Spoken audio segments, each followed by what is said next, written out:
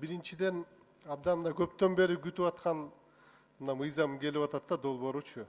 Биринчиден мына 2012 жылы кабыл алганбыз да. Биринчи мамлекет жеке өнөктөштүк. 7 жылда бир дагы бир мындай мисал болбоду да жакшычы, гемодиализден башкачы. Анан ушунун негизги себептерин кандай деп ойлойсуз Министерство экономики? Силер талдап чыктыңар дейм. Ал Азимович, туура айтасыз. 12-жылы мыйзам кабыл алынган. Бирок ортодон ошол 16-жылга чейин 4 жылда бир топ керектүү токтомдол кабыл алынган да. Анткени ал токтомдорсуз мыйзам иштебей аткан да. Бирок 14-жылдан баштап ошол гемодиализ боюнча биринчи мамлекеттик жеке өнөктөштүк долбоор иштелип, акыры бир 2,5 жылда ишке ашты. 17-жылы августта кол коюлду. Биздин оюбузча негизги себептер эми бул жаңы Кыргызстанда колдонулуп аткан нерсе. Мамлекет тараптан да тажрыйба жок, жеке тараптан да мамлекет тарапка мындай көп ишеним жок деп айтсак болот. Эми муну жаңы үйрөнүп буйруса азыр уже бир жыйынтыктар болуп атат. Азыр бир 20дан ашык долбоор ар кандай стадияда жүрүп атат. Менин оюмча бир жакынкы бир жылда дагы бир 5-6 долбоор ишке ашат. Эми мына өзүңүз айтып кеттиңиз. 4 жыл мыйзам алдындагы жоболорду иштедик депчи мамлекет, өкмөт, эми экономика министрлиги да 4 жыл иштеп отурса анан кайсы жеке мамлекет жеке өнөктөштүк ишке ашат? Мыйзам алдын актыларды бир 6 ай ашып кетсе, 1 жылда бүтүшүңөр керек болчу дейм. Эми ошо хронологиясы ошондой экен ал Азимович.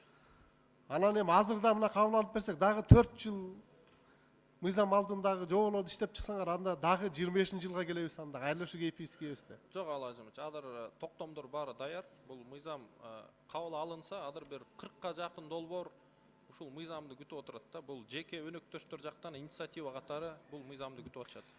Бул жаңы мыйзамдын негизги бир 5 артыкчылыгын атап берсеңиз, жөнөкөй тил менен коомчулук түшүнсүн да.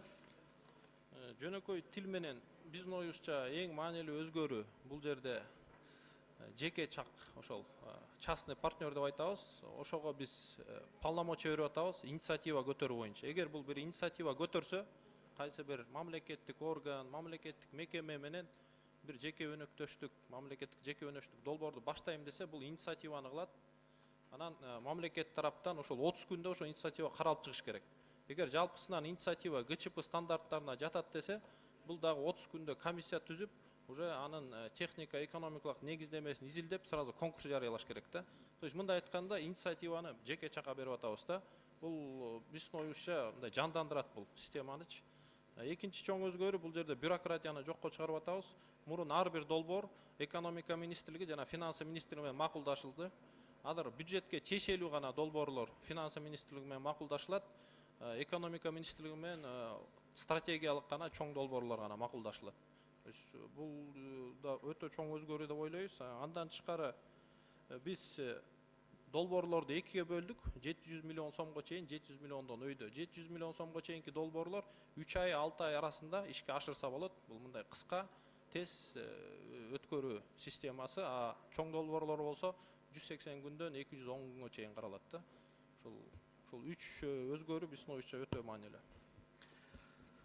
Эми ошол дагы кандай, дагы бир айтсаңыз, мен дагы жооп туга албай атам да сизден. Негизги себеби, эң негизги себебинин бири бул мамлекет жеке өнөктөштүктүн өнүкпөй атканы эмнеде? Эми бизде приватизация болду, мамлекет менен жеке бизнес арасында ишеним жок, текшерүү системасында маселелер болгон. Анан кайсы бир бизнес мамлекет акчасы... Азыр абдан жакшы айтып кеттиңиз да, өзүңүз айтып аткандачы. Эң негизги себеп менимче ошол ишкерлердин, коомчулуктун акчасын салам деген биздин ишкерлердин ишеними да. Биз келсек, шарт түзүп берсе деген, анан биздин бизнесибиз, акчабыз корголуш керек деген. Ушул боюнча бир жаңы нормалар кирдиби, жаңы мыйзамда? Азыр бюджетный кодекске өзгөртүү кирип атат, буюрса бир депутаттардан колдоосу менен. Мамлекеттик жеке өнөктөштүк долбоор боюнча секвестирование бюджета эме кабыл алынбайт депчи. Бул бүт башка мамлекеттердин мыйзамдарын изилдеп чыксак, ГЧП иштеш үчүн бул маанилүү өзгөрүү экен. Андан тышкары ар бир долбоор боюнча бул келишим болот, именно мамлекеттик орган менен. Эми бул да бир кандайдыр гарантия болот да. То есть бюджеттен секвестирование болбойт, мамлекеттик орган менен келишим болот, ошонун аркасы менен буйруса бул иштеп кетет. Мыйзам кабыл алынса ушуну абдан терең жеткириш керек да коомчулук. Ошондо гана иштейт деп айта алам. Анан дагы бир суроо, мына өкмөттүн бир ай мурда отчетту келгенде жаздыңар эле, ушу мамлекеттик жеке өнөктүкчүлүк программасын биз 81,1% аткардык депчи. Эмненин негизинде жаздыңар ошону? Экономика министрлиги жаздыңар да.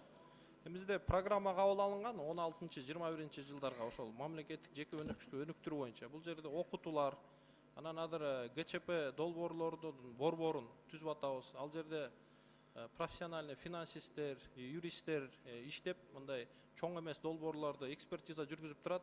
Техника, экономика. Канча акча коротулду ошого? Жылыныкы бир жылкы бюджети 7 миллион сом болот да.